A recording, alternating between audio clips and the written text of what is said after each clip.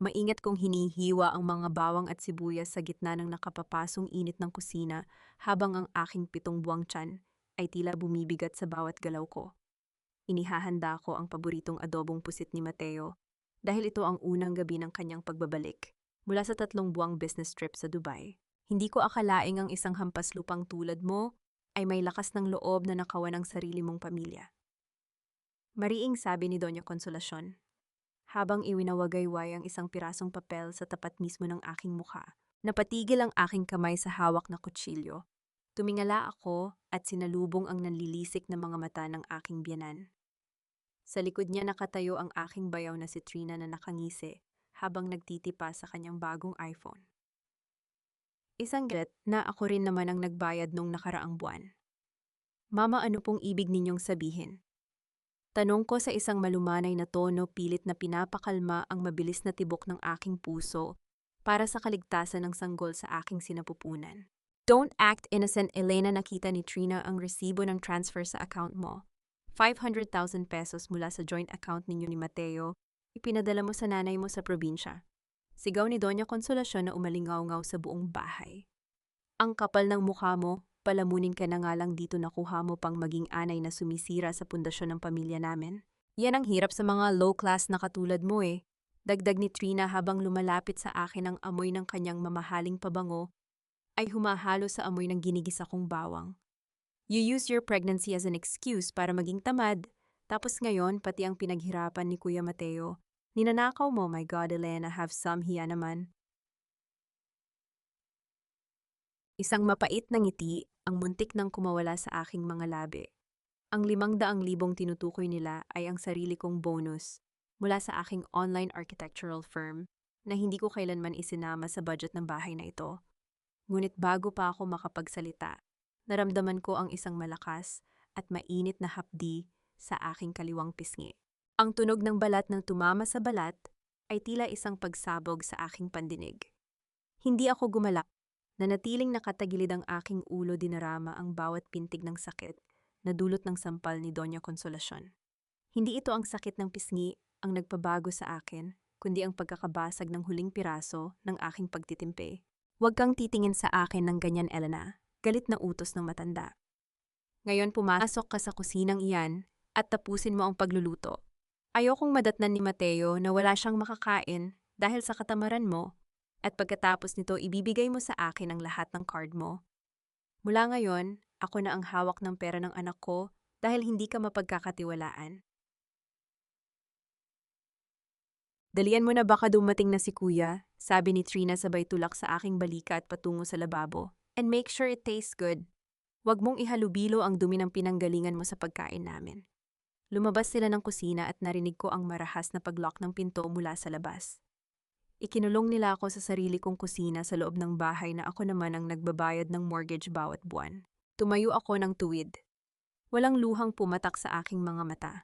Sa halip na iyakan ng sampal, dahan-dahan kong kinuha ang isang basang tela at pinunasan ng aking pisngi. Ang bawat haplos ay tila nagpapatalas sa aking isipan. Sapat na ang 7 taon ng pagiging mabuting asawa at masunuring menugang. Ang aking sakripisyo ay itinuring nilang kahinaan. Ang aking pananahimik ay itinuring nilang pagkakataon para ako ay yurakan. Dahan-dahan kong inabot ang aking apron at kinuha ang isang maliit manipis na device na nakatago sa ilalim ng cabinet, ang aking backup tablet, na nakakonekta sa lahat ng financial accounts ng pamilyang ito. Sa loob ng ilang minuto, habang naririnig ko ang tawanan ni Doña Consolacion at Trina sa sala habang nanonood ng teleserye, mabilis na kumilos ang aking mga daliri. Hindi ako sumigaw, hindi ako nagmura. Ngunit sa bawat pindot ko sa screen, isa-isang napuputol ang mga ugat na nagbibigay buhay sa kanilang karangyaan. Access denied, card deactivated, transfer initiated. Isang malamig na katahimikan ang bumalot sa akin. Tiningnan ko ang aking sinapupunan at bumulong. Anak, hindi tayo biktima. Tayo ang nagmamay-ari ng laro. Narinig ko ang tunog ng sasakyan ni Mateo na pumarada sa labas. Narinig ko ang mabilis na pagbukas ng pinto ng sala at ang malakas na boses ni Doña Consolacion na agad nagsimula ng kanyang drama. Mateo, anak, salamat at narito ka na. Hindi mo alam kung anong paghihirap ang dinanas namin sa asawa mo habang wala ka. Ang boses ng aking biyenan ay punong-puno ng pekeng hikbi. Hindi ako kumilos. Nanatili akong nakatayo sa dilim ng kusina, hinihintay ang pagbukas ng pinto. Hinihintay ang sandaling ang lahat ng kasinungalingan nila ay guguho sa harap ng katotohanang ako mismo ang nagdisenyo. Bumukas ang pinto ng kusina. Ang liwanag mula sa sala ay tumama sa aking mukha, lalong nagpatingkad sa namumulang marka ng sampal sa aking pisngi. Nakatayo si Mateo, bakas ang pagod at kalituhan sa kanyang mga mata, habang sa likod niya ay nakaturo ang daliri ni Doña Consolacion sa akin, na parang ako ang pinakamasamang kriminal sa mundo. Elena, ang tanging nasabi ni Mateo. Tumingin ako ng diretso sa kanyang mga mata. Walang emosyon, walang pait. Isang malamig at formal ng ngiti ang iginuhit ko sa aking mga labi. Welcome home, Mateo. Simula ko ang aking boses ay kasing talim ng labaha. Tamang-tama ang dating mo. Katatapos ko lang i-lock ang lahat ng accounts, i-cancel ang credit cards ni Mama at Trina, at i-file ang eviction notice para sa bahay na ito. Ngayon, gusto mo bang malaman kung bakit atam-patan ang katahimikan sa loob ng kusina ay tila isang bomba na naghihintay na sumabog? Ang mukha ni Doña Consolacion ay unti-unting nawalan ng kulay habang si Trina ay napabitaw sa kanyang cellphone. Ito na ang simula ng kanilang katapusan. Pusan at sisiguraduhin kong walang ititirang bakas ang aking galit. Ang katahimikan sa loob ng kusina ay tila isang laso na dahan-dahang gumagapang sa sistema ni na Doña Consolacion at Trina. Nakita ko ang pamumutla ng aking biyenan, ang panginginig ng kanyang mga labi, na kanina lamang ay walang tigil sa pagbato ng mga insulto. Si Mateo naman ay nanatiling nakatayo sa pagitan namin, ang kanyang mga kamao ay nakakuyom at ang kanyang paningin ay pabalik-balik sa akin at sa kanyang ina. Anong kalokohan ito, Elena? Nauutal na tanong ni Doña Consolacion. Sinubukan niyang ibalik ang kanyang mapangaping autoridad, ngunit ang boses niya ay pumiyok. Mateo, anak, tignan mo, sinasabi ko sa iyo, nawawala na sa sarili ang asawa mo. Buntis lang siya kaya nagkakaganyan ang utak niya. Isang maikli at tuyot na tawa ang kumawala sa aking lalamunan. Hinawakan ko ang aking namumulang pisngi, hindi dahil sa sakit, kundi para ipaalala sa lahat ng narito ang presyong dapat nilang bayaran. Hindi ako nababaliw, ma. Seryoso kong sagot habang itinatabi ang aking tablet sa ibabaw ng maruming counter. Sa katunayan, ngayon lang naging ganito kalinaw ang isip ko. Mateo, check your phone. I just sent you the audit report of our joint account for the last 6 months. Mabilis na kinuha ni Mateo ang kanyang cellphone. Narinig ko ang mabilis na paghinga ni Trina sa likuran niya. Alam ko ang takot na nararamdaman niya ngayon. Alam niyang sa bawat paglipat ng pahina ng report na iyon, mas lalong nalulunod ang kanilang mga kasinungalingan. 500,000 pesos na withdraw gamit ang ATM card ko sa Mall of Asia noong nakaraang linggo. Bulong ni Mateo, ang kanyang boses ay puno ng pait at hindi makapaniwala. Tumingin siya kay Trina. Trina, nasa Dubai ako nung petsang iyon. At si Elena, hirap na siyang maglakad dahil sa sila ng pagbubuntis niya. Paanong napunta ang card ko sa MOA? Kuya, I didn't. Sinubukan ni Trina na umiyak, ang mga luhang pilit na pinapalabas para makuha ang simpatya ng kanyang kuya. Maybe she gave it to someone. Baka frame up lang yan, kuya. You know how tech-savvy Elena is. Kaya niyang manipulahin ang lahat. Enough with the gaslighting, Trina, putol ko sa kanya. Ang aking boses ay malamig, walang bahid ng emosyon. I didn't just audit the bank. I also hacked into the mall's security footage through a contact. Do you want to see the video of you and your friends carrying Gucci bags paid for by your brother's hard-earned money? Parang binuhusan ng malamig na tubig si Trina. Napaatras siya, ang kanyang iPhone na nahawak ay tila naging isang mabigat na pasanin. Doon ko naramdaman ang unang bugso ng tagumpay. Hindi ito ang tagumpay na nakukuha sa pagsigaw, kundi ang tagumpay ng katotohanang dahan-dahang dumudurog sa kanilang pagkatao. Mateo, huwag kang maniniwala sa kanya. Hirit ni Doña Consolacion, mabilis na lumapit sa kanyang anak at hinawakan ang braso nito. Kahit totoo man yan, pamilya tayo. Ang pera ay kinikita, pero ang dangal ng pamilya natin ay hindi dapat dinudumihan ng isang outsider na katulad ni Elena. At yung sinasabi niyang eviction notice. Bahay natin ito. Ipinangalan mo ito sa amin, di ba? Tumingin sa akin si Mateo, ang kanyang mga mata ay nagmamakaawa, tila naghahanap ng paraan para ayusin ang gulo nang hindi nasasaktan ang kanyang ina. Ngunit huli na ang lahat. Ang sampal na ibinigay sa akin kanina ay ang huling tulay na sinunog ko. Yun ang akala ninyo, sabi ko habang naglalakad palabas ng kusina. Bawat hakbang ko ay mabigat at may paninindigan.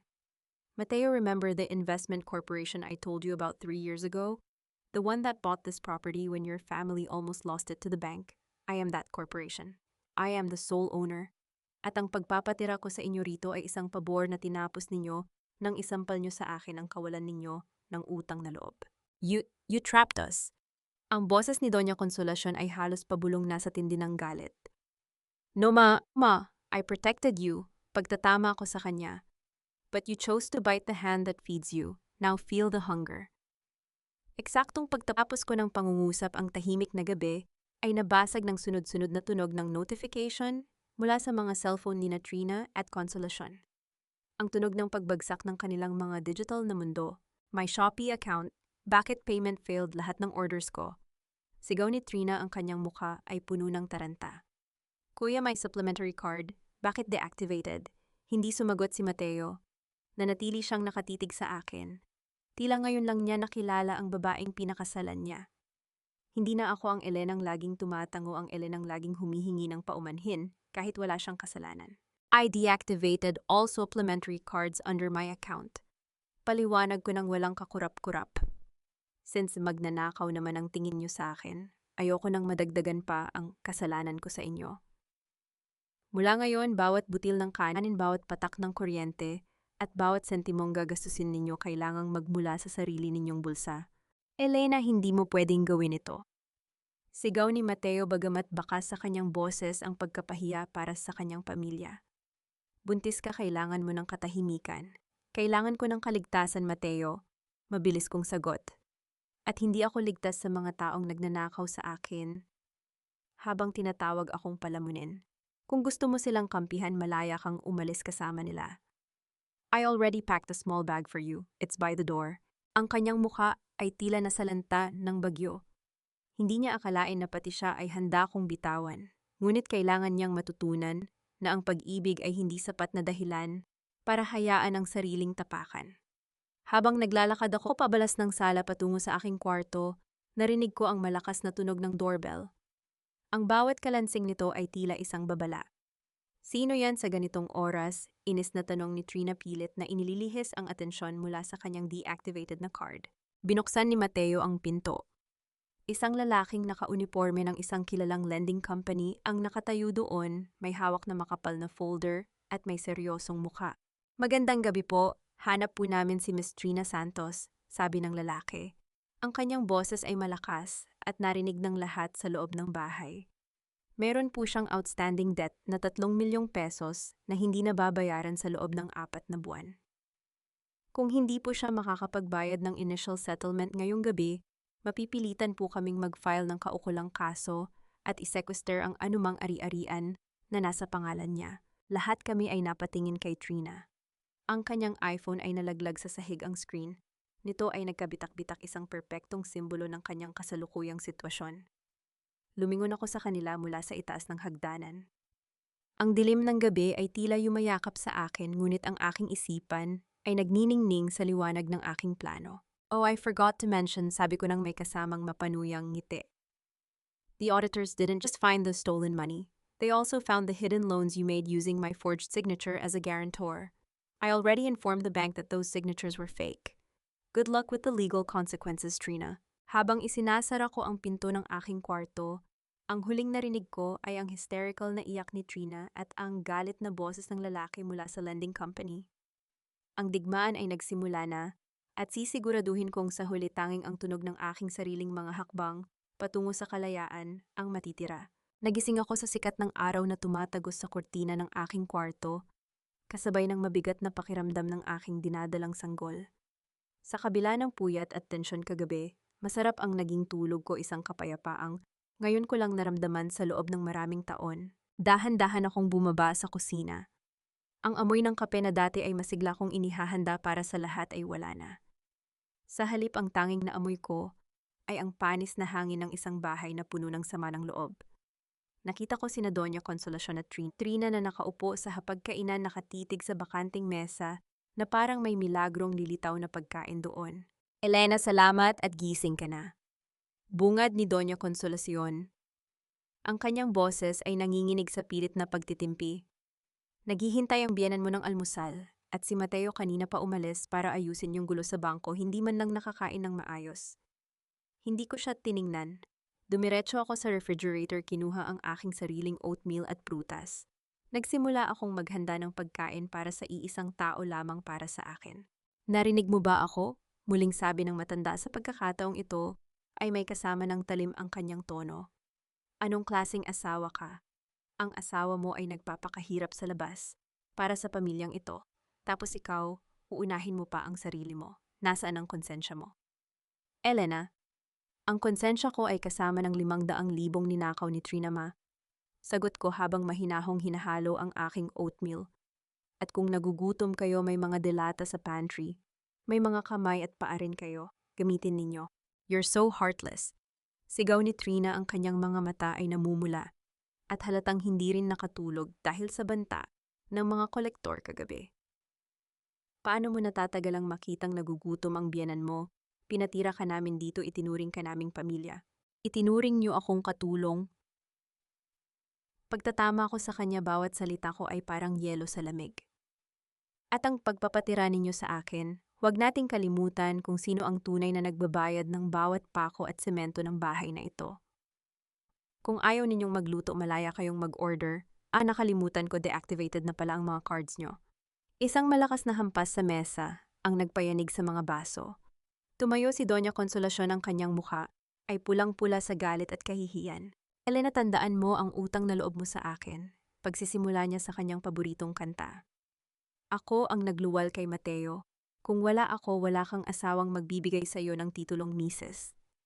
Ibinigay ko ang buhay ko para palalakihin ang anak ko ng maayos. Tapos ngayon, babastusin mo lang ako sa sarili kong pamamahay. Napakasama mong babae. Parurusahan ka ng langit sa kawalan mo ng paggalang. Ito ang tinatawag nilang masterclass in gaslighting. Gagamitin ang relihiyon, ang sakripisyo ng pagiging ina at ang konsepto ng hiya para pilitin akong bumalik sa pagiging sunod-sunuran. Ngunit ang Elenang nakatayo sa harap nila ngayon ay hindi na ang babaeng madaling makuha sa drama. Kung ang pagtatanggol sa sarili ko at sa anak ko ay itinuturing ninyong kawalan ng paggalang, wala na akong magagawa. Hinarap ko siya ng diretso, ang aking paningin ay hindi kumukurap. Hindi pwedeng habang buhay mong gagamitin ang pagsilang mo kay Mateo bilang lisensya para abusuhin ako. Ang utang na loob ay hindi isang bayarin na walang katapusan. Binayaran ko na yan sa lahat ng gabing pinagsilbihan ko kayo habang minamaliit niyo ako. Biglang bumukas ang pinto ng sala. Pumasok si Mateo, bakas ang matinding pagod sa kanyang mukha. Agad siyang sinalubong ni Doña Consolacion na biglang nagbago ang anyo mula sa pagiging mapang-api ay naging isang kaawa-awang matanda na tila hihimatayin sa gutom. Mateo, salamat at narito ka na, hikbi ng matanda habang nakakapit sa braso ng anak. Tignan mo, ang asawa mo, ayaw kaming pakainin. Sinabihan pa niya ako na wala akong kwentang ina. Anak, paano mo natatagalang makitang ganito ang ginagawa niya sa akin? Tumingin sa akin si Mateo. May lungkot, may pagod at may kaunting galit sa kanyang mga mata. Elena, totoo ba? Hindi mo man lang ba magagawang ipaghanda ng pagkain si Mama? Kahit anong mangyari, nanay ko pa rin siya. Hindi ako sumagot agad.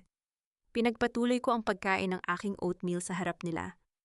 Ang bawat nguya ko ay tila isang insulto sa kanilang nararamdamang gutom. Matapos kong lunukin ang huling subo, uminom ako ng tubig at dahan-dahang tumayo. Mateo, ang nanay mo ay may 2 kamay. Ang kapatid mo ay may lakas para mag-mall pero walang lakas para magsaing. Sabi ko sa isang mahinahong tono. Kung gusto mo silang pakainin, sige lang. Pero huwag mong utusan ang buntis mong asawa na magsilbi sa mga taong isinampal sa mukha ko ang kawalan nila ng hiyang pagnanakaw kagabi lang. At isa pa, bago ka magpadala sa iyak ni Mama, basahin mo muna ito. Inilapag ko sa mesa ang isang liham na nakuha ko sa mail kanina. Isang notice of foreclosure para sa isang lumang apartment na pagmamay-ari ni Doña Consolacion. Sa probinsya, isang ari-arian na hindi ko alam na mayroon siya at lalong hindi alam ni Mateo. Ano ito, tanong ni Mateo habang binabasa ang liham. Ang kanyang boses ay unti-unting lumalakas. May utang ka sa bangko na nakasanla ang apartment sa probinsya. Bakit hindi ko alam ito? At bakit nakasulat dito na ginamit mong garantor ang pangalan ni Elena nang wala siyang pahintulot? Ang katahimikan ni Doña Consolacion ay sapat na para magbigay ng kasagutan. Ang kanyang pa-victim na mukha ay biglang napalitan ng takot. Si Trina naman ay dahan-dahang umatras, sinusubukang umiwas sa gulo. Ipinasuri ko na yan sa abogado ko, Mateo. Dagdag ko habang nagsisimulang maglakad paakyat sa aking opisina sa itaas. Hindi lang pera mo ang kinukuha nila. Ginagamit nila ang pagkatao ko para pagtakpan ang mga maling desisyon nila sa buhay. Kung pipiliin mo pa ring maniwala sa mga luha nila pagkatapos nito, huwag kang magtataka kung balang araw magigising ka na lang na wala na ring natitira sa'yo. Pumasok ako sa aking opisina at isinara ang pinto. Narinig ko ang pagsabog ng galit ni Mateo sa ibabaang pagtatalo na matagal ko nang hinayaang mangyari. Ang mga sigaw ni Trina at Consolacion ay tila isang malungkot na musika sa aking pandinig. Umupo ako sa harap ng aking computer at binuksan ang aking huling blueprint para sa isang bagong proyekto. Sa gitna ng kaguluhan sa labas, ang aking isipan ay nanatiling nakatutok sa aking layunin. Isang notification ang lumitaw sa aking screen. Isang mensahe mula sa isang hindi kilalang numero. I know what you're doing to your family-in-law, Elena. But be careful, Doña Consolacion has a secret that can ruin even you. Napatitig ako sa screen. Sino ang taong ito at anong lihim ang tinutukoy niya? Dahan-dahan kong hinaplos ang aking tiyan na darama ang mabilis na tibok ng aking puso. Ang digmaang ito ay mas malalim pa pala sa inaakala ko. Nakatitig pa rin ako sa screen ng aking cellphone. Binabasa ang bawat titik ng mensaheng mula sa hindi kilalang numero. Isang lihim na kayang sumira sa akin. Sa loob ng 7 taon, ang tanging lihim na alam ko ay kung gaano kadesperado si Doña Consolacion na magmukhang mayaman sa harap ng kanyang mga amigas kahit baon na siya sa utang. Anong higit pa doon, isang malakas na kalabog ang narinig ko mula sa ibaba kasunod ng matitinis na sigaw ni Trina. Hindi ito ang sigaw ng galit kundi ang sigaw ng isang taong pilit na kumukuha ng atensyon. Dahan-dahan akong bumaba. Doon sa sala nakita ko si Doña Consolacion na nakahiga sa sahig, sapo-sapo ang kanyang dibdib habang humihingal ng malalim. Si Trina ay nakaluhod sa tabi niya, umiiyak at naghi-hysterical. Si Mateo naman ay nakatayo sa tapat nila, bakas ang matinding pagkataranta at takot sa kanyang mukha. Anak, ang puso ko. Hirap na sabi ni Doña Consolacion. Hindi ko na kaya. Ang sakit ng ginagawa ng asawa mo sa akin. Kuya, tumawag ka ng ambulansya. Sigaw ni Trina habang nakatingin sa akin ng masama. Pinapatay niya si Mama Mateo. Tignan mo, ito ba ang gusto mong mangyari? Ang mamatay ang sarili mong ina dahil sa kasamaan ng asawa mo. Nanatili akong nakatayo sa huling baitang ng hagdanan. Pinagmasdan ko ang eksena ng may malamig na pagkilates. Nakita ko ang bahagyang pag-angat ng talukap ng mata ni Doña Consolacion para tignan kung epektibo ang kanyang pag-arte. Mateo, huwag kang tumayo lang dyan, muling sigaw ni Trina. Lalapit na sana si Mateo sa kanyang ina nang magsalita ako. Ang boses ko ay hindi malakas, ngunit puno ng awtoridad na nagpapatigil sa bawat galaw sa loob ng silid. Mateo, kung tatawag ka ng ambulansya, siguraduhin mong sabihin mo sa kanila na dalhin din ang credit card ng mama mo, sabi ko habang dahan-dahang lumalapit. Dahil sa pagkakaalam ko, ang ospital ay hindi tumatanggap ng utang na loob bilang pambayad. At siguraduhin mo ring sabihin na ang pasyente ay may sapat pang lakas para mag-apply ng peking loan sa probinsya kanina lang. Elena, enough, singhal ni Mateo. Lumingon siya sa akin, ang kanyang mga mata ay puno ng pait. Can't you see my mother is suffering? Is it so hard to just set aside your pride for one moment? Tao rin siya. Elena, nanay ko siya. At asawa mo ako, Mateo. Sagot ko diretso ang tingin sa kanya. Ang taong ninakawan at ginamit ang pangalan sa loob ng maraming taon. Kung ang suffering na sinasabi mo ay ang paniningil ng katotohanan, kung ganoon ay nararapat lang na maranasan niya iyan. Lumuhod si Mateo sa tabi ng kanyang ina. Matahan na, dadalhin kita sa ospital. Hindi na kailangan, Mateo. Tumayo si Doña Consolacion nang biglaan tila isang milagrong naglaho ang kanyang heart attack nang makitang nakuha na niya ang panig ng kanyang anak. Tumingin siya sa akin ng may tagumpay sa kanyang mga mata. Nakikita mo ba, Elena, kahit anong gawin mo, ako pa rin ang uunahin ng anak ko.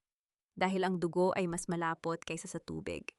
Isang hamak na asawa ka lang na pwedeng palitan, pero ang ina ay iisa lang.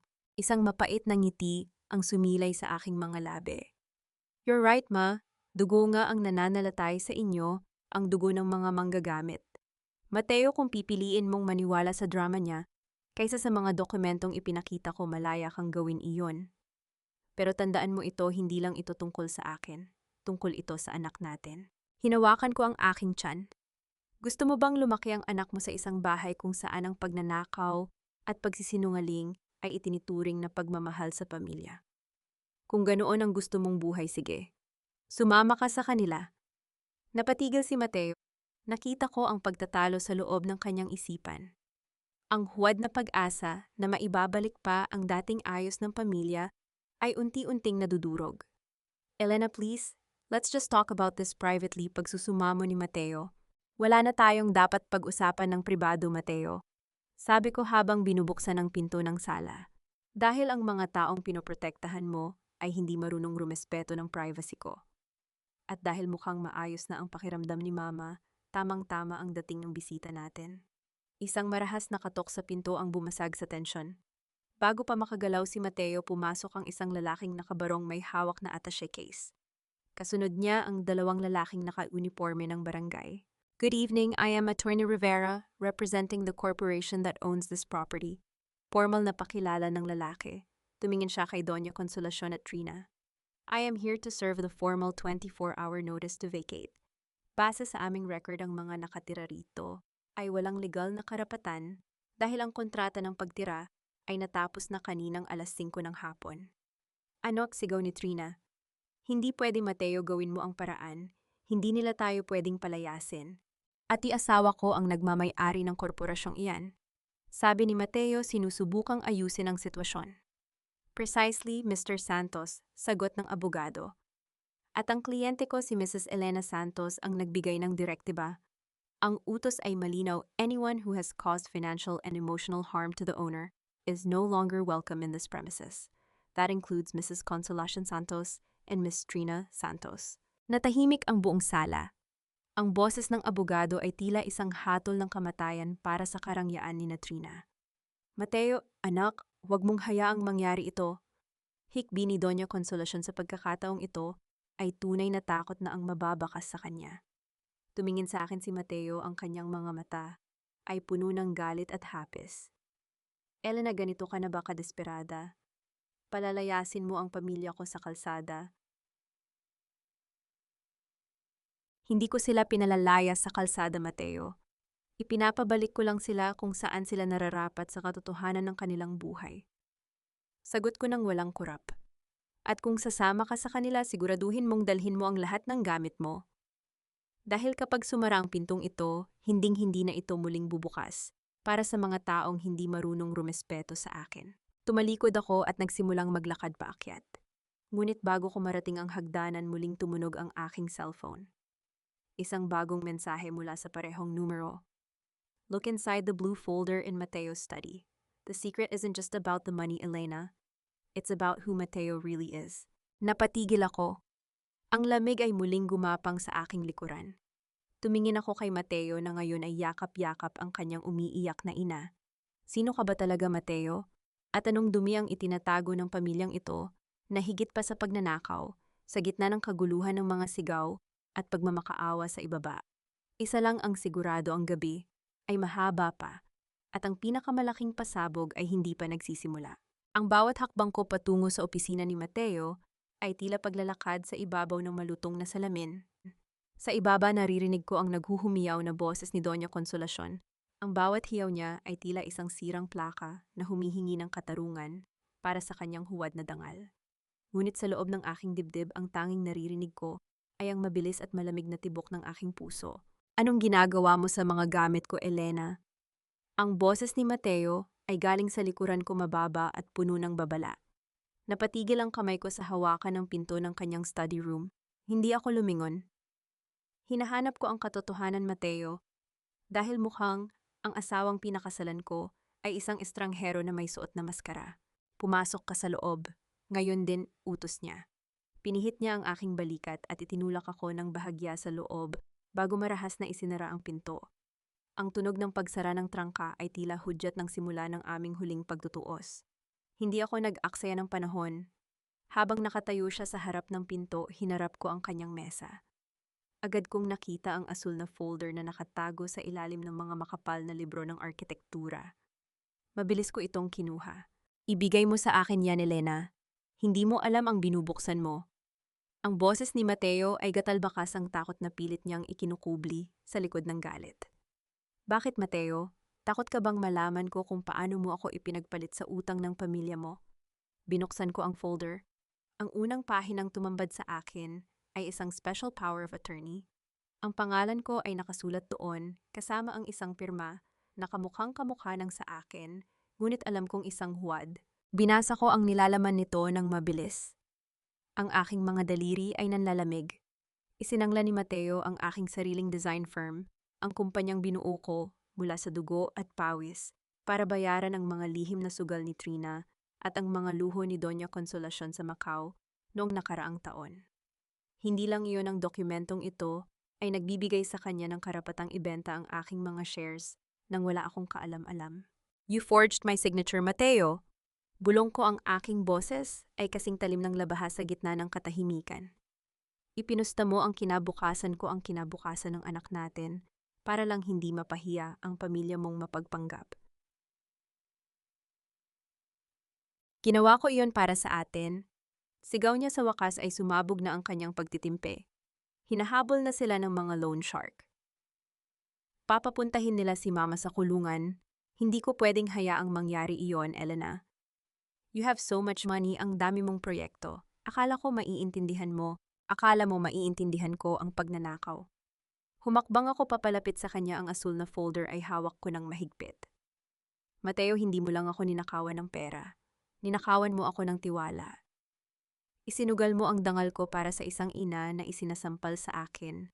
Ang pagiging palamunin bawat minuto. Akin tawa at. Bumukas ang pinto ng marahas. Pumasok si Doña Consolacion, hindi na siya nagkukunwaring hihimatayin. Ang kanyang mukha ay puno ng puot, ang kanyang mga mata ay naniningkit habang nakatingin sa hawak kong folder. Ibigay mo sa amin ang papel na yan. Elena, singhal ng matanda. Wala kang karapatang husgahan ang anak ko. Lahat ng kumpanya mo, lahat ng yaman mo, utang mo yan sa amin. Kung hindi dahil sa apelidong Santos, mananatili kang isang hamak na draftsman sa probinsya. Ang apelidong Santos ay naging pabigat sa akin, Ma. Sagot ko ng may kasamang malamig na ngiti. At Mateo, kung akala mo ay matatapos ang gabi na nakuha nyo na ang gusto nyo, nagkakamali kayo. Kinuha ko ang aking cellphone at may pinindot na button. Isang video call ang agad na sumagot at iniharap ko ang screen sa kanila. Ang mukha ng aking abogado at ang dalawang opisyal ng National Bureau of Investigation ang lumitaw. Attorney Rivera, narinig mo ba ang pag-amin ni Mr. Mateo Santos? Tanong ko. Malinaw na malinaw, Mrs. Santos, ang sagot ng abogado mula sa kabilang linya. Naka-record ang bawat salita. Ang kasong falsification of public documents at qualified theft ay sapat na para sa isang warrant of arrest. Elena, anong ginagawa mo? Sigaw ni Mateo, ang kanyang mukha ay nawalan ng kulay. Asawa kita, magkakaanak tayo. Iyan din ang sinabi ko sa sarili ko habang pinipirmahan mo ang pekeng dokumentong ito, Mateo. Sabi ko habang dahan-dahang lumalakad palabas ng silid. Pero na-realize ko, ang isang ama na handang ilubog sa utang ang kanyang asawa at anak ay hindi karapat-dapat tawaging pamilya. Narinig ko ang mabilis na pag-akyat ng mga hakbang sa hagdanan. Ang mga barangay tanod at ang mga kinatawan ng korporasyon ay pumasok na sa loob ng bahay. Ang gulo ay nagsimula ng maging pisikal, hindi sa sakitan, kundi sa puwersahang paglalabas ng mga kagamitan. Bitawan niyo yan, akin ang TV na iyan, tili ni Trina mula sa sala, habang pilit na kinukuha ang kanyang mga mamahaling bags mula sa mga repo agents. Tumayo ako sa balkonahe, tinitignan ang pagguho ng kanilang mundo. Ngunit sa gitna ng aking tagbay, muling nag-vibrate ang aking cellphone. Isang tawag mula sa parehong misteryosong numero. Sinagot ko ito. Isang boses ng babae ang narinig ko, mababa, malamig at pamilyar. Congratulations on your first move, Elena, sabi ng boses. But look at the last page of that blue folder, the one hidden behind the plastic sleeve. Mateo isn't just stealing your money, he's paying for a life you never knew existed. Mabilis kong binuklat ang folder hanggang sa huling bahagi. Doon nakatago ang isang birth certificate. Isang bata 5 taong gulang. Ang ama Mateo Santos, ang ina hindi ako. Ang buong mundo ko ay tila huminto sa pag-ikot. Ang lamig na naramdaman ko kanina ay naging isang apoy na gustong sumunog sa lahat ng natitira kong katinuan. Tumingin ako kay Mateo, na ngayon ay nakikiusap sa mga pulis sa ibaba. Sino ang batang ito at gaano kalalim ang hukay na hinukay ng pamilyang ito para sa akin? Hawak ko ang kapirasong papel na tila naging isang nagniningas na uling sa aking mga kamay. Ang birth certificate ng isang batang nagngangalang Mateo Santos Jr. ay ang huling pako sa krus na pilit kong binuhat sa loob ng 7 taon. Isang bata 5 taong gulang, isang buhay na nabuo sa likod ng bawat gabing sinasabi ni Mateo na nasa overtime siya sa opisina. Anak, huwag kang mag-alala, malulusutan natin ito. Ang boses ni Doña Consolacion ay umalingaw-ngaw mula sa ibaba puno ng mapagkunwaring tapang habang kinakausap ang kanyang anak sa harap ng mga pulis. Kasalanan ito ng asawa mo. Siya ang sumisira sa pamilyang ito dahil sa inggit. Dahan-dahan akong humakbang pababa ng hagdanan. Ang bawat baitang ay tila isang paglalakbay pabalik sa lahat ng mga sandaling naniwala ako sa kanyang mga halik at pangako. Nang makarating ako sa sala, ang lahat ay napatigil. Ang mga pulis, ang mga kinatawan ng barangay, at ang pamilyang Santos ay sabay-sabay na tumingin sa akin. Elena, please kausapin mo ang mga pulis. Sabihin mo na nagkamali ka lang ng report. Pagsusumamo ni Mateo, ang kanyang muka ay basang-basa ng pawis at luha. Hindi ko siya sinagot. Inihagis ko ang birth certificate sa gitna ng mesa, sa harap mismo ni Doña Consolacion. Ang papel ay dahan-dahang lumapag, tila isang hatol na walang sino mang makakatakas. Isang anak, Mateo, 5 taon. Ang boses ko ay hindi nanginig. Ito ay tuyot malamig at kasing talim ng isang punyal. Habang pinapirma mo ako sa mga peking dokumento para bayaran ang utang ng mama mo, binabayaran mo rin ba ang sustento para sa ibang pamilya mo? Ang katahimikan sa sala ay naging nakabibingi. Nakita ko ang panlalaki ng mga mata ni Mateo habang si Trina ay napaiwas ng tingin. Ngunit ang mas nakakapanginig ng laman ay ang reaksyon ni Doña Consolacion. Imbes na magulat, dahan-dahan siyang tumayo ng tuwid at tiningnan ako ng may kasamang pandidiri. At ano naman ngayon kung may ibang anak si Mateo? Ang boses ng matanda ay walang bakas ng hiya. Lalaki ang anak ko, Elena. Karapatan niyang magkaroon ng tagapagmana na hindi katulad mo, na laging abala sa trabaho. At walang oras para pagsilbihan ng asawa. Kung naging mabuting asawa ka, sa tingin mo ba maghahanap siya ng iba? You drove him to her, kasalanan mo kung bakit siya nagkaroon ng pamilya sa labas. Naramdaman ko ang isang matinding lula, hindi dahil sa sakit, kundi dahil sa rurok ng kawalan ng hiyang ipinapakita ng babaeng ito. Ito ang maskara na matagal niyang isinuot, ang maskara ng isang banal na ina, na ang tanging hangad ay ang ikabubuti ng anak, habang sa likod ay isang halimaw na kumukonsinti sa kataksilan. Kaya mo palang baluktutin ang moralidad para lang maprotektahan ang dumi ng anak mo, ma. Sabi ko habang humahakbang papalapit sa kanya. Tinawag niyo akong magnanakaw, palamunin, at walang utang na loob. Pero ang totoo, kayo ang mga linta na sumisip-sip sa buhay ko para lang mapanatili ang mga sikreto ninyong nabubulok. Huwag mo akong pagsalitaan ng ganyan sa loob ng bahay ko, sigaw ni Doña Consolacion, itinaas ang kanyang kamay para saktan ako muli. Ngunit bago pa tumama ang kanyang palad, mabilis kong nahuli ang kanyang pulso, mahigpit. Ramdam ko ang panginginig ng kanyang butuhan. Tinitigan ko siya sa mga mata, isang tingin na punong-puno ng kamatayan para sa lahat ng respeto ko sa kanya. Hindi niyo na ako masasaktan muli, bulong ko. Mateo, officer, dalhin niyo na siya. At kayong dalawa, lumingon ako kina Consolacion at Trina. May 15 minuto na lang kayo bago ko ipatapon ang lahat ng gamit ninyo sa labas ng gate. At huwag ninyong subukang kumuha ng kahit anong hindi ninyo binayaran dahil bawat gamit sa bahay na ito ay may resibong nakapangalan sa akin. Elena, hindi mo pwedeng gawin ito kay mama, matanda na siya. Sigaw ni Mateo habang pinipigilan siya ng mga pulis. Ang edad ay hindi lisensya para maging masama, Mateo. Sagot ko habang tumatalikod. Narinig ko ang marahas na pagkaladkad ng mga pulis kay Mateo palabas ng pinto. Ang tunog ng kanyang mga pagsusumamo at ang hysterical na iyak ni Trina ay tila isang malungkot na simponya na unti-unting naglalaho sa dilim. Pumasok ako sa aking opisina at isinara ang pinto. Naupo ako sa sahig ni Yakap ang aking mga tuhod at sa unang pagkakataon sa gabing ito, hinayaan kong pumatak ang isang butil ng luha. Ngunit hindi ito luha ng pait, ito ay luha ng paglaya. Muling umilaw ang aking cellphone. Isang video file ang ipinadala ng misteryosong numero. Binuksan ko ito. Ang video ay nagpapakita ng isang maliit na bahay sa isang subdivision na hindi kalayuan. Doon lumabas si Mateo mula sa sasakyan at sinalubong ng isang babae, ang babaeng nasa birth certificate. Ngunit ang lalong nagpahinto sa aking hininga ay ang mukha ng babae, si Sofia, ang aking matalik na kaibigan at business partner na nawala na lamang 5 taon na ang nakalilipas. Nanginginig ang aking buong katawan. Hindi lang pala pamilya ang nawala sa akin, pati ang kaisa-isang taong pinagkatiwalaan ko sa aking negosyo ay kasabwat sa panlilinlang na ito. The betrayal is a circle, Elena, sabi ng isang boses sa loob ng aking isipan. And you are just beginning to see the whole loop. Tumayo ako at pinunasan ang aking mukha. Kung akala nila ay tapos na ako, nagkakamali sila. Ang pagbangon ko ay hindi lang para bawiin ang aking yaman. Ito ay para durugin ang bawat isa sa kanila na nagtangkang itumba ang aking katinuan. Ang imahe ni Sofia sa screen ng aking cellphone ay tila isang multong bumangon mula sa limot para sakalin ang natitira kong hininga. Sofia ang babaeng itinuring kong kapatid, ang kasosyo ko sa pangarap at ang tanging nakakaalam ng bawat kahinaan ko. Ang aking matalik na kaibigan ay hindi lamang naglaho 5 taon na ang nakalilipas. Lumipat lamang pala siya sa ibang bahagi ng buhay ng asawa ko. Huminga ako ng malalim, pilit na pinapakalma ang bawat selula ng aking katawan. Hindi ako pwedeng bumigay ngayon. Sa ibaba naririnig ko ang kalansing ng mga kubyertos at ang pabulong na pagtatalo ni na Doña Consolacion at Trina. Sa kabila ng utos ng aking abogado, tila wala silang balak umalis ng tahimik. Dahan-dahan akong bumaba.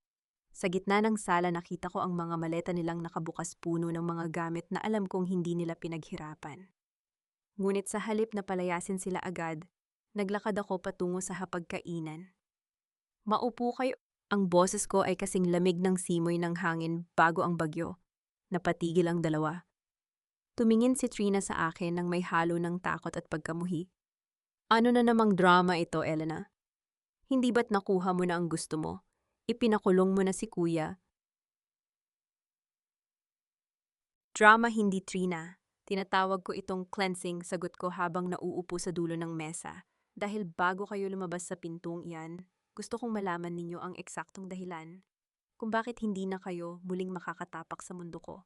Inilapag ko ang aking cellphone sa gitna ng mesa at pinindot ang play sa video ni Sofia at ng bata. Nakita ko ang panlalaki ng mga mata ni Trina, ngunit ang mas nakapangingilabot ay ang dahan-dahang pagkurba ng isang mapanuyang ngiti sa mga labi ni Doña Consolacion. So nalaman mo na rin sa wakas, sabi ng matanda dahan-dahang sumandal sa upuan na tila siya pa rin ang reyna ng bahay na ito. Akala ko ay matatagalan pa bago mo matuklasan ang tunay na kaligayahan ng anak ko. Alam nyo, tanong ko, kahit alam ko na ang sagot. Alam nyo na si Sofia ang babaeng iyon na ang matalik kong kaibigan ang kinalantari ng asawa ko habang pinapakain ko kayo. Sofia is a better woman than you, Elena. Ang boses ni Doña Consolacion ay puno ng venom. Siya ang nag-alaga kay Mateo nung mga panahong puro katrabaho at blueprint. Siya ang nagbigay sa kanya ng anak na lalaki, isang tunay na santos.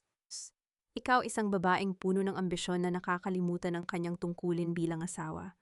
Si Sofia ang pinili ko para sa kanya dahil siya ang nakakaintindi sa halaga ng pamilya. Naramdaman ko ang isang matalim na kirot sa aking tiyan, ang aking sanggol ay gumalaw, tila nararamdaman ang puot ng kanyang ina. Ngunit ang sakit na iyon ay mabilis na napalitan ng isang tuyong tawa. Pinili niyo siya dahil madali niyo siyang makokontrol, di ba? Sabi ko habang dahan-dahang tumatayo.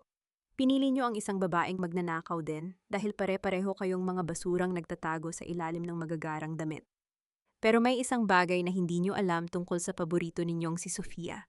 Kinuha ko ang isang makapal na folder mula sa ilalim ng mesa. Isang dokumentong kinuha ko sa vault ni Mateo kanina. 5 taon na ang nakalilipas bago naglaho si Sofia na wala ng kumpanya ko ng 10 milyong pesos. Akala ko ay pagkakamali lang ng system o nanakaw ng isang hacker. Pero ngayon ko lang nalaman, ang perang iyon ang ginamit ni Mateo para bilhin ang katahimikan ni Sofia at ang bahay kung nasaan sila ngayon. Anong ibig mong sabihin, Paul? Tanong ni Trina, ang kanyang boses ay nanginginig. Ang ibig kong sabihin, Trina, ay ang perang ginagastos ninyo ang bahay na tinitirhan ni Sofia at ang bawat luhong tinatamasa ninyo ay galing sa pagnanakaw sa akin. Humakbang ako papalapit kay Doña Consolacion. At dahil si Mateo ay nasa kulungan na ngayon, dahil sa falsification ang susunod kong idedemanda ay si Sofia para sa qualified theft. At kayong dalawa, idedemanda ko kayo bilang accessories to the crime. Ang mukha ni Doña Consolacion ay biglang nawalan ng kulay. Ang kanyang mapanuyang ngiti ay naglaho na palitan ng isang ekspresyong puno ng matinding takot. Elena, huwag. Pamilya tayo. Bulong ni Trina, nagsisimula ng manginig ang kanyang mga balikat. Pamilya, muli akong naupo, kinuha ang isang basong tubig at dahan-dahang uminom. Ang pamilya ay hindi nagnanakaw. Ang pamilya ay hindi nagtataksil. Ang pamilya ay hindi sumasampal sa taong nagbibigay sa kanila ng buhay. Tumayo ako at tinuro ang pinto. 15 minuto, kung wala pa kayo sa labas ng gate, ang mga pulis na nag-aantay sa kanto ang maglalabas sa inyo at huwag nyo nang subukang tawagan si Mateo. Ang cell number niya ay deactivated na rin, kasama ng lahat ng connection nyo sa mundong ito. Magbabayad ka, Elena? Isinusumpa ko, hindi ka magiging masaya. Sigaw ni Doña Consolacion habang ang pilit na kinakaladkad ang kanyang maleta. Ang tunog ng gulong ng bag sa sahig ay tila isang huling hiyaw ng kanilang pagkatalo. I am already happy, ma, huling sabi ko habang pinapanood silang lumabas sa pinto.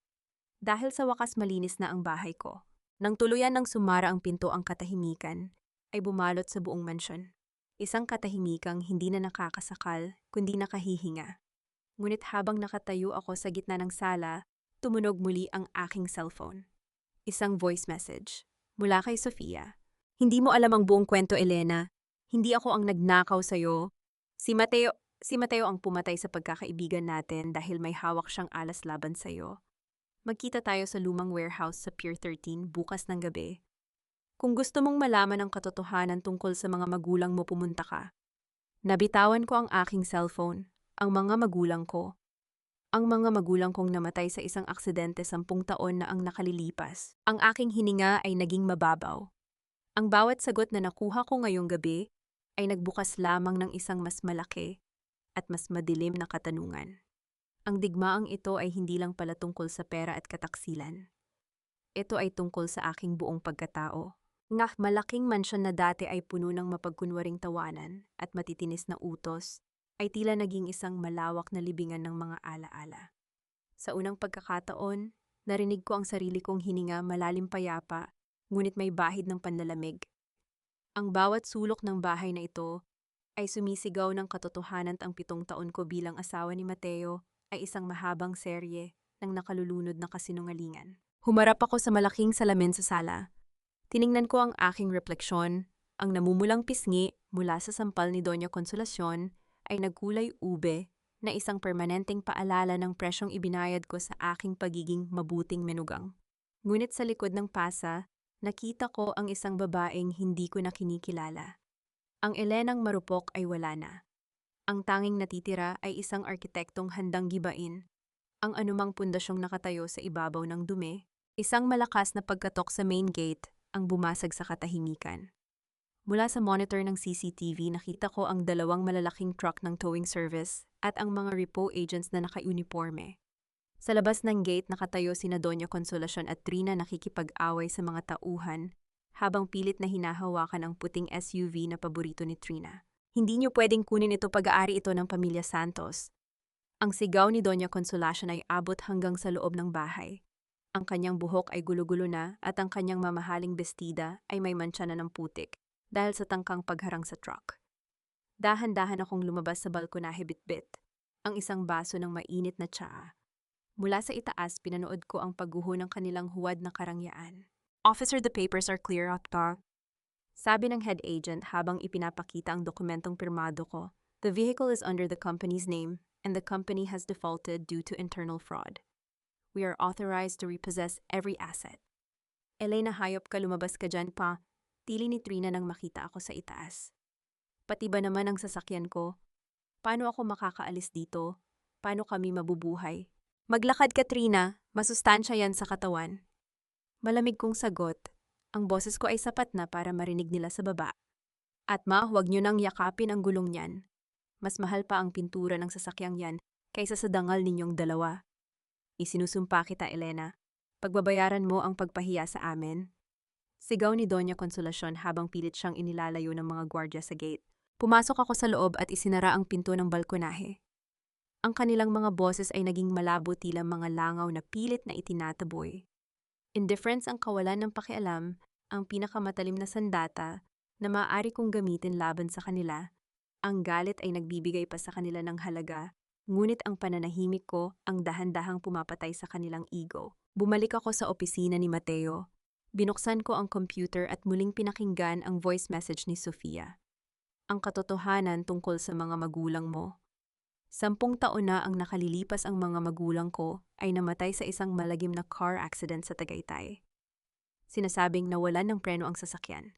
Doon nagsimula ang lahat. Ang pagiging mapag-isa ko ang pagpasok ni Mateo sa buhay ko para isalba ako mula sa depression at ang pagkuha niya ng control sa aking mga ari-arian.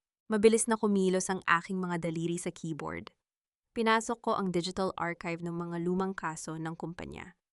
Kung totoo ang sinasabi ni Sofia, may bakas na iniwan si Mateo. At doon sa ilalim ng isang folder na may label na Miscellaneous Expenses, 2014, nakakita ako ng isang transaction record. Isang malaking halaga ng pera ang ibinayad sa isang mechanic shop 2 linggo bago ang aksidente ng aking mga magulang. Ang may-ari ng shop, ang pinsan ni Doña Consolacion. Naramdaman ko ang paglamig ng aking buong katawan. Ang hininga ko ay naging mabigat. Hindi lang pala pagnanakaw ang ginawa nila. Kung totoo ang hinala ko, binalak nila ang lahat simula't simula pa lang. Biglang tumunog ang telepono sa lamesa. Isang tawag mula sa Camp Karingal, ang kulungan kung nasaan si Mateo. Sinagot ko ito ngunit hindi ako nagsalita. Elena! Elena, please listen to me. Ang boses ni Mateo ay basag puno ng desperation. Huwag kang maniniwala kay Sofia. Sinisiraan niya lang ako dahil iniwan ko siya. Alam mo kung gaano kita kamahal. Ang baby natin. Isipin mo ang baby natin. Huwag mong banggitin ang anak ko, Mateo. Ang boses ko ay kasing tigas ng bato. Dahil ang batang dinadala ko ay hindi magdadala ng apelidong Santos. At tungkol sa pagmamahal, ang pagmamahal ay hindi nagtatago ng pamilya sa labas. Ang pagmamahal ay hindi pinapatay ang mga magulang ng taong sinasabi mong mahal mo. Natahimik ang kabilang linya. Isang mahaba at nakakabinging katahimikan. So, nalaman mo na rin pala, ang boses ni Mateo ay biglang nagbago. Wala na ang pagsusumamo. Ang natira ay isang malamig at mapanganib na tono na hindi ko pa naririnig sa loob ng 7 taon. Matalino ka talaga, Elena. Pero tandaan mo ito, wala kang ebidensya. At kung sa tingin mo ay matatapos ang lahat sa pagpapakulong sa akin, nagkakamali ka. Maraming pwedeng mangyari sa isang buntis na mag-isa sa bahay. Hindi ako mag-isa, Mateo. Kasama ko ang katotohanan. Huling sabi ko bago ko marahas na ibinaba ang telepono. Tumayo ako at kinuha ang aking coat. Kailangan kong pumunta sa Pier 13. Kailangan kong harapin si Sofia. Hindi dahil sa natatakot ako, kundi dahil kailangan kong tapusin ang bawat hibla ng spiderweb na ito. Habang pababa ako sa hagdanan, napansin ko ang isang bagay na hindi ko napansin kanina. Ang pinto ng basement ay bahagyang nakabukas. Isang anino ang dumaan sa ilalim ng liwanag ng hallway. Hindi pa pala sila tuluyang nakaalis. O baka naman may iba pang ipinasok si Mateo sa bahay na ito na hindi ko alam. Hinawakan ko ang aking tiyan at kinuha ang isang maliit na taser mula sa aking bag. Ang takot ay isang luho na hindi ko na kayang bayaran. Sa bawat hakbang ko patungo sa dilim ng basement, alam kong ito na ang huling yugto ng aking pagkagising. Ang bawat hakbang ko pababa sa madilim na baitang ng basement ay tila paglalakad sa lalamunan ng isang dambuhala. Hawak ko ang aking maliit na taser. Ang bawat daliri ko ay nanginginig, hindi sa takot, kundi sa nag-uumapaw na puot. Sa bawat pag-angat ng aking dibdib, tila sumasabay ang mabilis na tibok ng puso ng aking sanggol, isang paalala na hindi na lamang ako ang nakikipaglaban. Ang mahinang kalasingin ng bakal at ang kaluskos ng mga kahon ang nagdala sa akin sa dulo ng silid. Doon sa ilalim ng nag-iisang bumbilya na kumukurap-kurap nakita ko si Trina. Nakaluhod siya sa sahig, gulo-gulo ang buhok at pilit na binubuksan ang isang lumang vault na nakatago sa likod ng mga sirang kagamitan. Magkano ba ang halaga ng huling hiya mo, Trina? Ang boses ko ay bumasag sa katahimikan, malamig at walang pakundangan. Napatalon si Trina sa gulat. Ang kanyang mukha ay puno ng pawis at dumi malayo sa imahe ng isang sopistikadang socialite na pilit niyang ipinapakita sa Instagram. Sa kanyang mga kamay ay hawak niya ang isang maliit na jewelry box, ang mga alahas na pamana pa ng aking yumaong ina.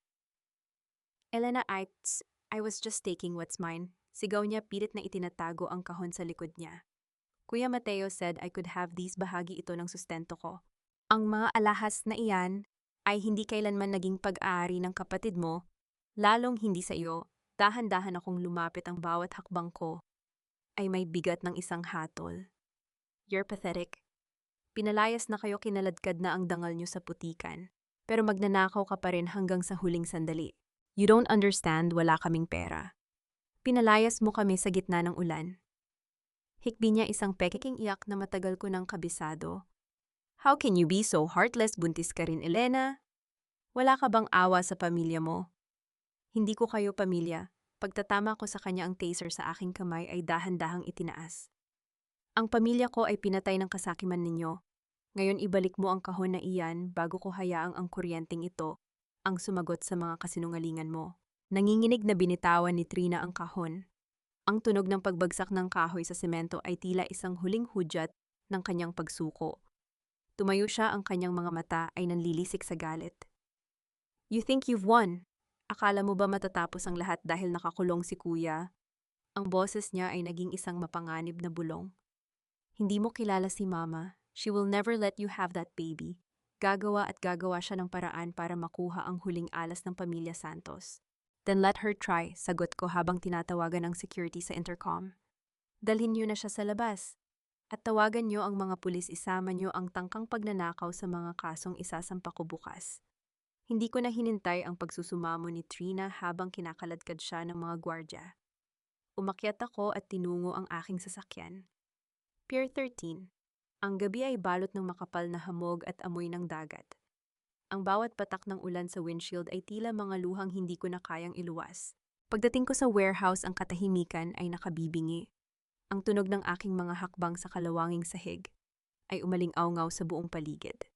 Doon sa dulo ng isang mahabang pasilyo ng mga container, nakatayo si Sofia. Hindi siya ang babaeng nakita ko sa video. Ang kanyang mukha ay puno ng pasa at ang kanyang mga mata ay lubog at walang buhay. Nang makita niya ako, isang mapait na ngiti ang sumilay sa kanyang mga labi. Elena, dumating ka. Ang boses niya ay paos, tila galing sa ilalim ng lupa. Sofia, ang pangalan niya ay parang lason sa aking dila. Bakit mo ginawa ito sa akin? 7 taon, Sofia. 7 taon tayong magkaibigan. Hindi tayo naging magkaibigan, Elena. Pinili mo lang maniwala doon. Lumapit siya ng kaunti, ang kanyang bawat galaw ay bakas ang matinding sakit. Mateo, he didn't just choose me, he owned me. He had the recordings, Elena. Ang gabi ng aksidente ng mga magulang mo, hindi lang si Mateo ang nandoon. Nandoon din ako. Pinilit niya akong manahimik. Ibinigay niya ang lahat sa akin para lang hindi ako magsalita. Naramdaman ko ang paghinto ng aking mundo. Anong sinasabi mo? Anong recordings? Inilabas ni Sofia ang isang maliit na flash drive. Dito nakalagay ang lahat. Ang pag-uusap ni Mateo at ni Doña Consolacion bago putulin ang preno ng sasakyan ng mga magulang mo. Hindi lang pera ang gusto nila, Elena. Gusto nila ang insurance at ang mga lupain na nakapangalan sa iyo. Akala nila kapag nawala ang mga magulang mo, magiging madali kang kontrolin. Kinuha ko ang flash drive, ang aking mga kamay ay nanginginig sa matinding galit. Ang bawat piraso ng puzzle ay dahan-dahang nabubuo. Ang kasal, ang pagbubuntis, ang unti-unting pagkuha sa kumpanya, lahat ay bahagi ng isang malagim na plano. Bakit mo ibinibigay ito sa akin ngayon? Tanong ko. Dahil wala na akong itatago, sabi ni Sofia habang humahaplos sa kanyang sariling tiyan. Mateo, hindi siya anak ni Mateo. Anak siya ng pinsan ni Mateo na kinalantari rin niya. We are all just pawns in their game, Elena. At ngayon papatayin nila ako dahil alam nilang balak ko nang magsalita. Isang malakas na tunog ng makina ng sasakyan ang narinig namin mula sa labas. Ang liwanag ng mga headlight ay tumagos sa mga siwang ng warehouse. Nandito na sila. Bulong ni Sofia ng may takot. Elena, tumakbo ka na. Huwag mong hahayaang makuha nila ang flash drive na iyan. Isang pamilyar na anino ang bumaba mula sa itim na sasakyan. Hindi si Mateo. Ang tindig na iyon, ang marahas na pagbukas ng pinto ito, ay si Doña Consolacion. At sa kanyang kamay, may hawak siyang isang bagay na kumikislap sa dilim. Elena, ibigay mo sa akin ang laruang iyan. Sigaw ng matanda ang kanyang boses, ay puno ng baliw na determinasyon. Hindi ka lalabas sa lugar na ito nang buhay kasama ang mga lihim ng pamilya ko. Napaatras ako, ang aking likod ay tumama sa malamig na bakal ng container. Wala nang mapagtataguan. Ang ulan ay mas lalong lumakas, tila sumasabay sa hiyaw ng aking kalooban. Ang labanang ito ay hindi na lang para sa pera o dangal, ito ay para sa aking buhay at sa buhay ng aking anak. Ang ulan ay parang mga hagupit ng latigo sa bubong ng bodega. Lumilikha ng isang binging ingay na sumasabay sa mabilis na pagtibok ng aking puso. Sa gitna ng madilim na pasilyo, ang liwanag mula sa mga headlight ng sasakyan ni Doña Consolacion ay nagmumukhang mga mata ng isang halimaw na handang manakmal. Hawak niya ang isang maliit na baril, ang kanyang mga kamay ay nanginginig hindi dahil sa takot, kundi sa nag-uumapaw na puot at desperasyon. Ibigay mo sa akin ang flash drive na iyan, Elena. Ang sigaw ng aking biyenan ay humalo sa tunog ng malakas na kulog. Huwag mong hintayin na dumanak ang dugo sa lugar na ito. Isipin mo ang batang nasa sinapupunan mo. Nanatili akong nakatayo, hindi gumagalaw, kahit ramdam ko ang panlalamig ng aking mga daliri. Tiningnan ko siya ng diretso sa mga mata. Ginamit niyo na ang anak ko bilang panakot, ma. Ginamit niyo na ang buhay ko bilang puhunan. Ngayon pati ang kamatayan ng mga magulang ko gagawin niyo ring sandata. Wala kang alam, muling sigaw niya, humahakbang ng pasugod. Ginawa ko yon para kay Mateo, ang kumpanya ng mga magulang mo, ang dapat na sumalba sa amin. Namamatay na ang negosyo ng pamilya Santos. At ang tanging paraan para mabuhay kami ay ang makuha ang lahat ng sa inyo. Kasalanan nila kung bakit sila kailangang mawala. Kaya pinatay niyo sila. Ang boses ko ay mababa kasing talim ng isang labaha. Pinatay niyo ang 2 taong walang ibang ginawa, kundi tumulong dahil lang sa inggit at kasakiman. Dahil sa pamilya, pagtatama niya ang kanyang mukha ay parang isang demonyong nabuwang. Lahat ay gagawin ko para sa dangal ng apelidong Santos. Ang wika-apelidong Santos ay wala ng dangal, ma. Sabi ko nang may kasamang malamig na ngiti. Dahil sa mga sandaling ito, ang bawat salitang binitawan niyo, ang pag-amin niyo sa pagpatay sa mga magulang ko, ay live na napapakinggan ng mga awtoridad. Napatigil siya. Ang kanyang mga mata ay nanlaki sa sindak. Dahan-dahan kong itinaas ang aking suot na smartwatch. Ang pulang ilaw nito ay kumukurap-kurap, isang senyales na ang lahat ng usapan namin ay naka-broadcast sa estasyon ng pulisya. You trapped me. Nautal niyang tanong, ang baril sa kanyang kamay ay dahan-dahang bumababa. Hindi kita hinuli, ma. Ikaw mismo ang lumakad sa sarili mong bitag, sagot ko. Eksaktong pagtapos ko ng pangungusap, ang paligid ay nabalot ng asul at pulang liwanag mula sa mga sasakyan ng pulis na pumasok sa bodega. Ang tunog ng mga sirena ay umalingaw-ngaw, binabasag ang gabi. Nakita ko ang pagbagsak ng balikat ni Doña Consolacion. Ang baril ay nalaglag sa semento, lumilikha ng isang mapurol na tunog bago siya pilit na pinadapa ng mga pulis sa malamig na sahig. Ngunit hindi doon natapos ang lahat. Mula sa isa sa mga sasakyan ng pulis lumabas si Mateo. Nakaposas siya, ang kanyang mukha ay puno ng pait at pagsisisi. Dinala siya ng mga opisyal sa harap ko. Elena, please. Ang boses ni Mateo ay basag. Patawarin mo ako, hindi ko gustong mangyari ito. Pinilit lang ako ni Mama, hindi ko alam na abot siya sa pagpatay. Hindi mo alam, Mateo, o mas pinili mong huwag malaman dahil masarap ang buhay na galing sa nakaw. Tapos tanong ko sa kanya. Sinasabi mong mahal mo ako pero hinayaan mong sampalin ako ng ina mo. Hinayaan mong nakawan ako ng kapatid mo. At hinayaan mong mamatay ang mga magulang ko ng walang katarungan. Lahat ng pera, ibabalik ko lahat. Elena, just drop the charges. Isipin mo ang anak natin. Gusto mo bang lumaki siya na ang ama ay nasa kulungan? Pagsusumamo niya, pilit na lumalapit sa akin habang hinahatak ng mga pulis. Tiningnan ko si Mateo, ang lalaking minahal ko, ang lalaking akala ko ay magiging katuwang ko habang buhay. Sa mga sandaling ito, wala na akong nararamdamang galit. Wala na ring pait. Ang tanging natitira ay ang isang malalim na kawalan ng pakialam. Ang anak ko ay lalaking may dangal, Mateo. At ang dangal na iyon ay magmumula sa pag-alam na ang kanyang ina ay hindi kailanman nagpasakop sa mga kriminal na katulad ninyo. Sabi ko nang may pinalidad. Ang katarungan para sa mga magulang ko. Lang ko ang unahin ko bago ang iyong kalayaan. Elena, you're a monster, wala kang puso. Sigaw ni Mateo habang isinasakay siya muli sa sasakyan ng pulis. Kasunod ng kanyang inang wala nang tigil sa pagmumura. Tumayo ako sa gitna ng ulan, pinapanood ang kanilang pag-alis. Ang bawat sasakyang lumalayo ay tila isang tinik na nabubunot sa aking puso. Lumingon ako kay Sofia na kanina pa nakatulala sa isang tabi. Sofia, tawag ko sa kanya. Maghanda ka, kahit tumulong ka sa akin ngayon. Kailangan mo pa ring harapin ang batas para sa mga nagawa mo, pero sisiguraduhin kong hindi ka nila magagalaw. Tumango si Sofia, ang kanyang mga luha ay humahalo sa patak ng ulan. Salamat, Elena, at patawad. Habang naglalakad ako pabalik sa aking sasakyan, naramdaman ko ang isang matalim na kirot sa aking tiyan. Napahawak ako sa pinto ng kotse, ang aking hininga ay naging mabilis. Ang stress at ang tension ng gabing ito ay tila naniningil na. Hindi ngayon baby, hindi pa ngayon bulong ko habang pilit na sumasakay. Ngunit ang sakit ay lalong tumindi.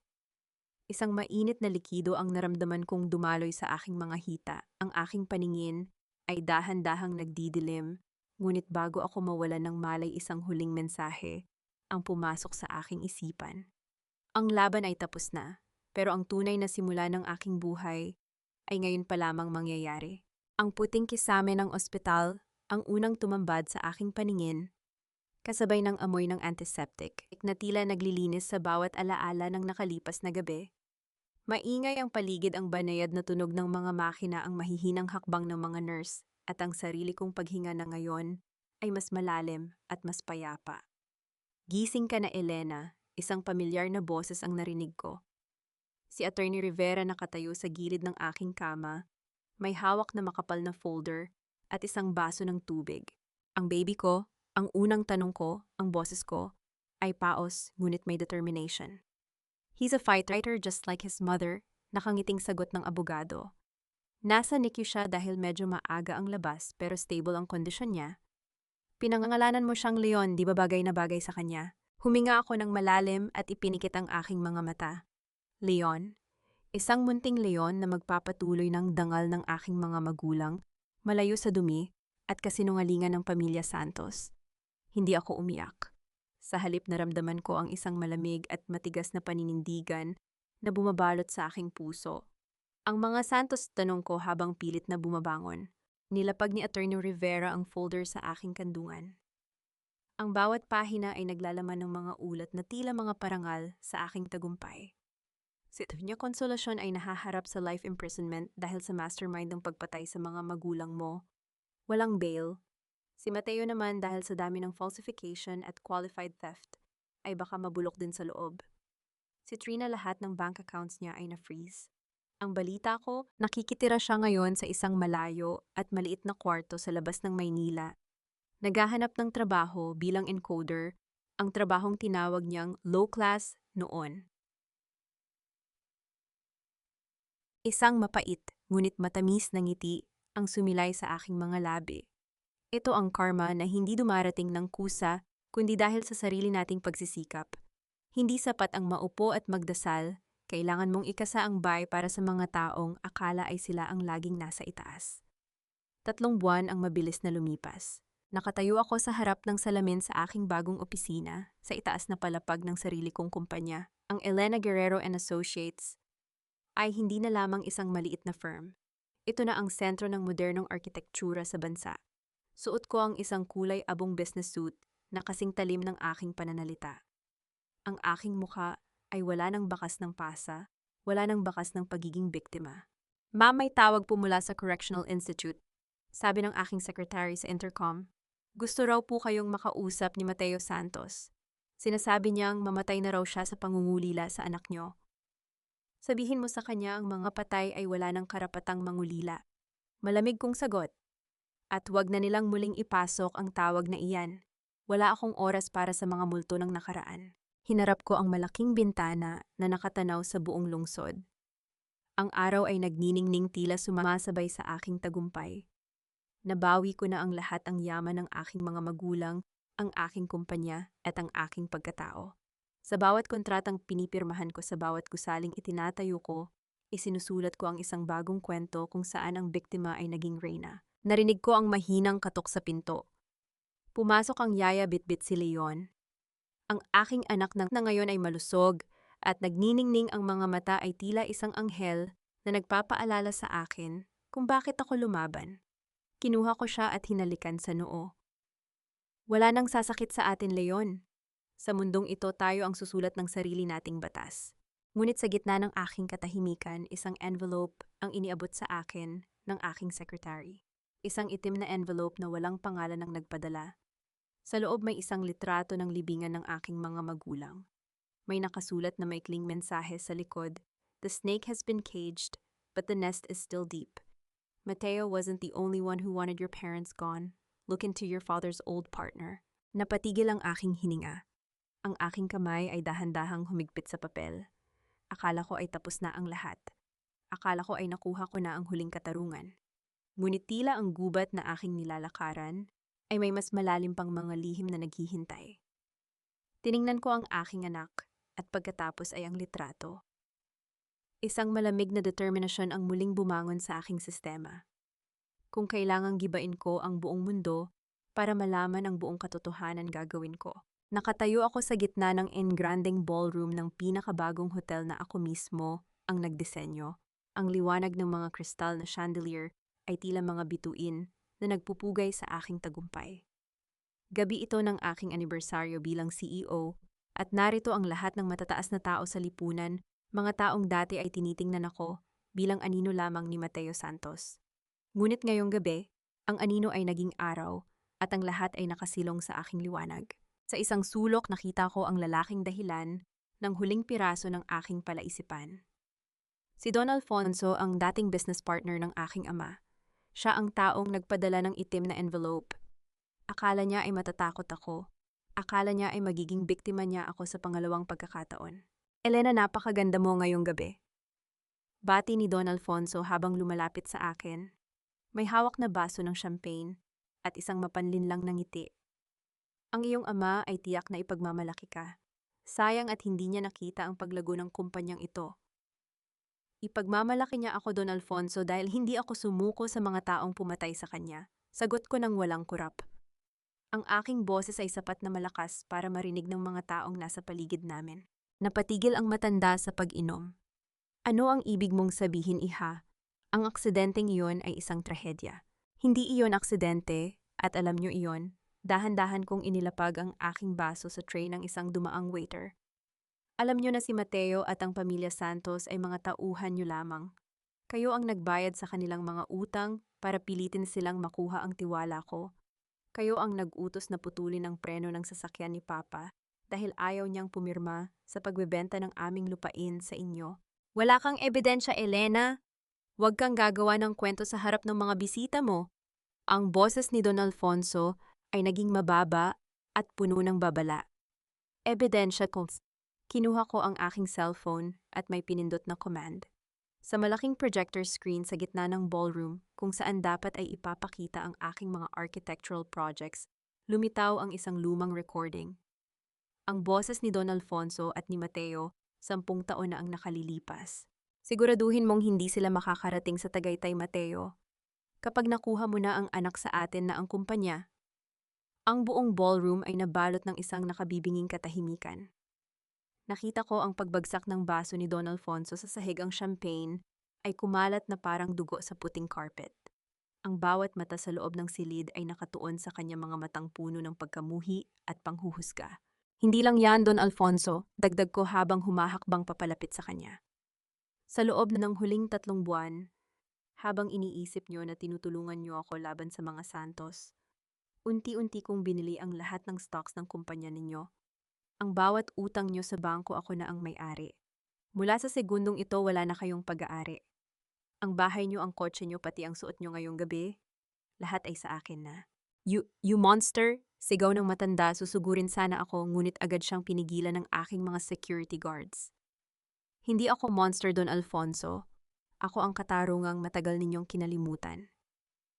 Sabi ko nang may pinalidad.